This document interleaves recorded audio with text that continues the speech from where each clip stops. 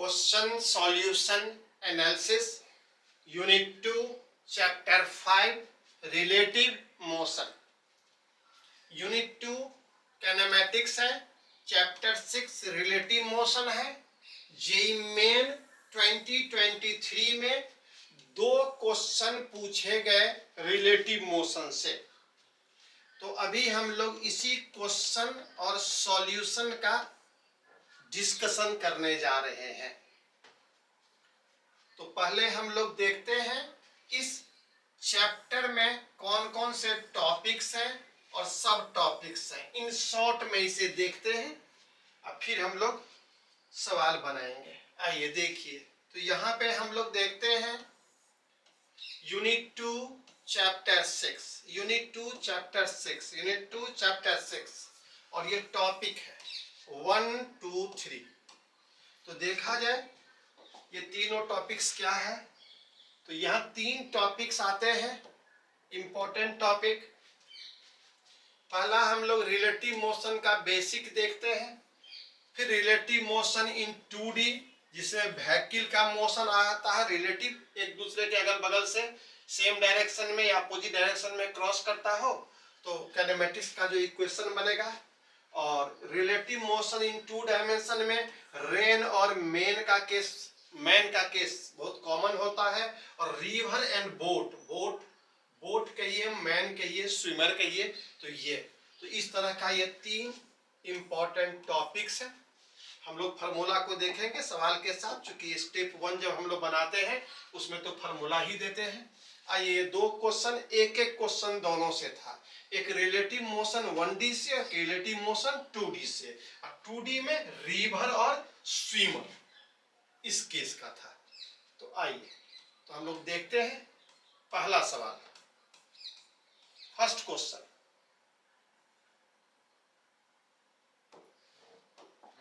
ये पहला सवाल जो है, एक पैसेंजर है जो एक ट्रेन ए में है और ये ट्रेन 90 किलोमीटर पर आवर से जा रहा है, और एक दूसरा ट्रेन बी भी है जो अपोजिट डायरेक्शन में आ रहा है और वो 8 सेकंड में क्रॉस कर रहा है।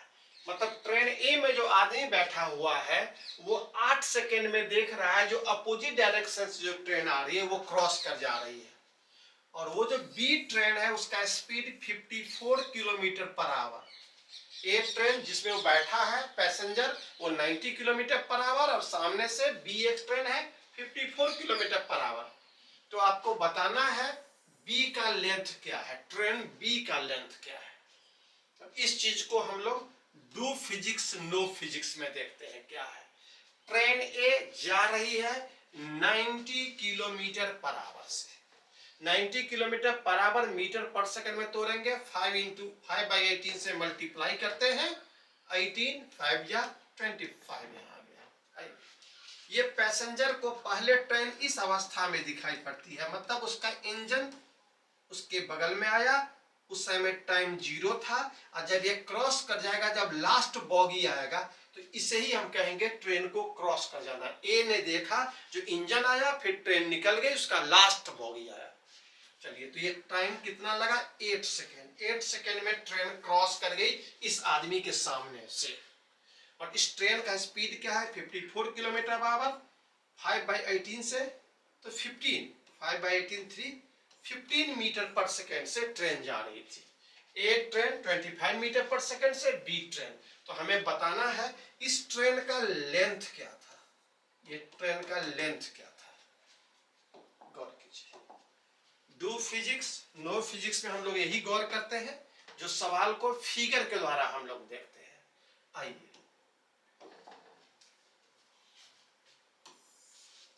पहले स्टेप में डू और नो तो हम लोग देख लिए। Velocity b with respect to a क्या हो जाएगा, vb माइनस va। ये सिंपल सा फॉर्मूला होता है, बेसिक vba जो होता है वो vb माइनस va, और यहाँ अपोजिट डायरेक्शन में तो निगेटिव में आ जाएगा। ये सेकेंड स्टेप देखते हैं, लेंथ ऑफ ट्रेन। तो लेंथ बराबर क्या हो जाएगा, जैसे कि डिस्टेंस बराबर क्या कहते हैं, वेलोसिटी इनटू टाइम। तो उसी प्रकार से एस रिलेटिव भी जो हो जाएगा वो भी रिलेटिव इंटू टाइम। एस बराबर यू टी प्लस क्या होता है हाफ ए टी स्क्वायर। यहाँ सबको relative, s relative equal to u relative into t plus half a relative into t square. मतलब डिस्प्लेसमेंट, वेलोसिटी, एक्सीलरेशन, ये तीनों को रिलेटिव ले सकते हैं। आइए तो यहाँ पे क्या होगा, length equal to s equal to v t, v relative, तो v b minus v a. अब बी जिधर है उसके अपोजिट ए है, तो ये क्या हो जाएगा माइनस। तो इस प्रकार से क्या हो गया 25 और 15, 40 गुने 8, 320 मीटर।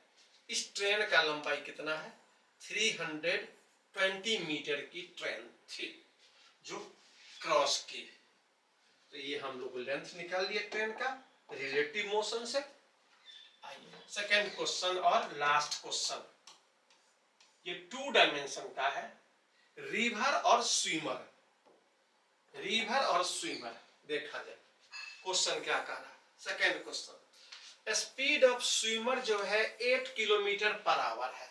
कहां पे, स्टिल वाटर में। हम फिगर यहां बनाए हैं, डू फिजिक्स नो फिजिक्स में। शांत पानी है, इसे क्या कहते हैं स्टिल वाटर। स्टिल वाटर जहां पानी शांत है वहां उसका स्पीड इतना है, मतलब ये स्विमर का जेन्युइन स्पीड हुआ। स्विमर स्ट्रोक्स लगाता है normal to the flow of river. अब वो रिवर में गया, रिवर में, तो रिवर में भी वही उसका स्पीड रहा, और वो स्ट्रोक लगाता है नॉर्मल टू द फ्लो। अगर फ्लो का डायरेक्शन इधर की ओर, ये फ्लो है रिवर का, ये फ्लो है, इसलिए रिवर का डायरेक्शन दिखा है इधर की तरफ है वेक्टर में। तो फ्लो के डायरेक्शन के परपेंडिकुलर, परपेंडिकुलर देखा जाए कितना पे परपेंडिकुलर, फ्लो के डायरेक्शन के नॉर्मल, नॉर्मल मींस परपेंडिकुलर जाता है। विड्थ 1 किलोमीटर है। हाँ, इसका जो विड्थ है, नदी की जो चौड़ाई है सो 1 किलोमीटर है, 1 किलोमीटर है, और वो 750 मीटर दूर चला जाता है। क्योंकि जब यहां से ये नदी में स्टिल पानी में चलेगा तो ए से बी पहुंचेगा, लेकिन अगर रिवर में जाएगा तो रिवर इसको पुश कर देगा और ये बी के बदले में सी पहुंचेगा। तो कितना दूरी चला गया 750 मीटर रिवर के डायरेक्शन में। इस दूरी को हम लोग ड्रिफ्ट डिस्टेंस कहते हैं, ड्रिफ्ट हो गया, ये धकिया करके वहां तक पहुंचा दिया पानी ने, आइए रिवर के कारण। तो क्वेश्चन ये है हमारे पास, जो स्पीड ऑफ रिवर क्या है, वेलोसिटी ऑफ रिवर निकालिए। वेलोसिटी ऑफ मैन भी दिया हुआ है, वेलोसिटी ऑफ स्विमर है, रिवर का विड्थ है, ड्रिफ्ट डिस्टेंस दिया हुआ है, वी आर निकाला है। 3 फिजिकल क्वांटिटी दिया है, चौथा निकालना है। इस चीज को हम लोग देखते हैं फॉर्मूला के द्वारा। आइए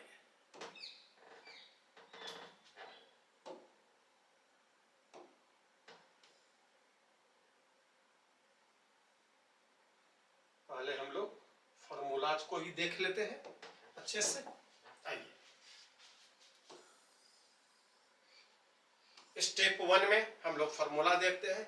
स्विमर जब स्ट्रोक लगाता है नॉर्मल फ्लो के, रिवर के फ्लो के, तो रिवर के वेलोसिटी अगर एडिशनल लग रहा है तो मैन ड्रिफ्ट कर जाता है, रिवर अपने डायरेक्शन में लेके चला जाता है। तो टाइम ऑफ क्रॉसिंग जो होगा कितना होगा, तो ये अगर विड्थ है, रिवर का विड्थ है, तो ये डिस्टेंस हो गया, इतना दूरी। डिस्प्लेसमेंट तो इतना ही हुआ, ये पहुंचे कहीं भी, डिस्प्लेसमेंट यही है। तो डिस्प्लेसमेंट बाई क्या हो जाएगा वेलोसिटी। तो ये जो डिस्प्लेसमेंट है एस बाई भी समझ लीजिए, तो विड्थ भी एस से गया, तो ये मेरे पास टाइम का फॉर्मूला हुआ, ये टाइम निकाला है। और ड्रिफ्ट डिस्टेंस इतना ही समय में हुआ।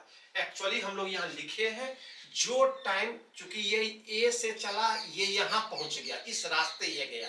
अगर कोई रिवर किनारे से देखेगा तो देख रहा है ये ऐसे जा रहा है, क्योंकि रिवर उसको पुश करते जा रहा है। लेकिन जितना समय ये लगा, यह जो डिस्प्लेसमेंट आपका है, इसका ये 2 कंपोनेंट हो गया, और एक इस तरह से, एक विड्थ के तरफ और एक रिवर के फ्लो के तरफ। तो टाइम का कंपोनेंट नहीं होगा, जितना समय इसमें लगा उतना ही हॉरिजॉन्टल, उतना ही क्या होगा इस डायरेक्शन में हो गया।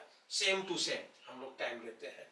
तो टाइम जो होता है, जो टाइम इसमें लगा वही टाइम इसमें लगा, तो ड्रिफ्ट डिस्टेंस जो होता है वह v इंटू क्या होता है, t, वही t है, t यहाँ निकाल लिए। तो इस प्रकार से जब डिवाइड करते हैं तो एक बहुत अच्छा रिलेशन आता है जो हमें याद रखना पड़ता है। और क्या होता है, देखा जाए, ये डिस्टेंस जिधर के तरफ आप डिस्टेंस ले रहे हो उधर के तरफ वेलोसिटी हो, तो x बाई वी आर यह बराबर होता है w बाई वी एम। और ये चूंकि एक्चुअली डिस्प्लेसमेंट बाई वेलोसिटी है तो ये एक्चुअली टाइम है।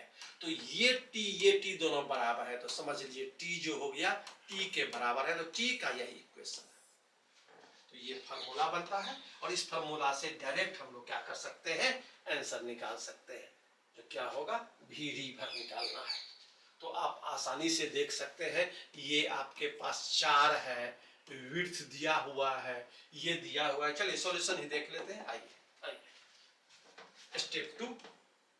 स्टेप 2 में सॉल्यूशन देख लीजिए, वैल्यू पुट कर देते हैं।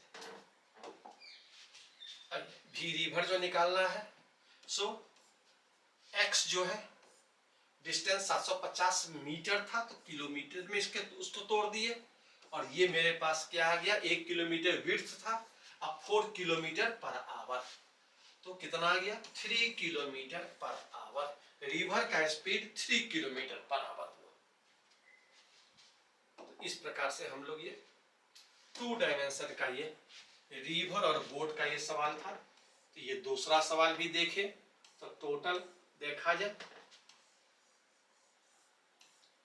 सेकेंड नंबर क्वेश्चन और ये फर्स्ट नंबर क्वेश्चन 1D और 2D में था। तो इस तरह से हम लोग 2 क्वेश्चन देखे जो रिलेटिव मोशन पे पूछा गया था जेई 2023 में। हम लोग फिर मिलते हैं अगले चैप्टर के क्वेश्चन सॉल्यूशन एनालिसिस में।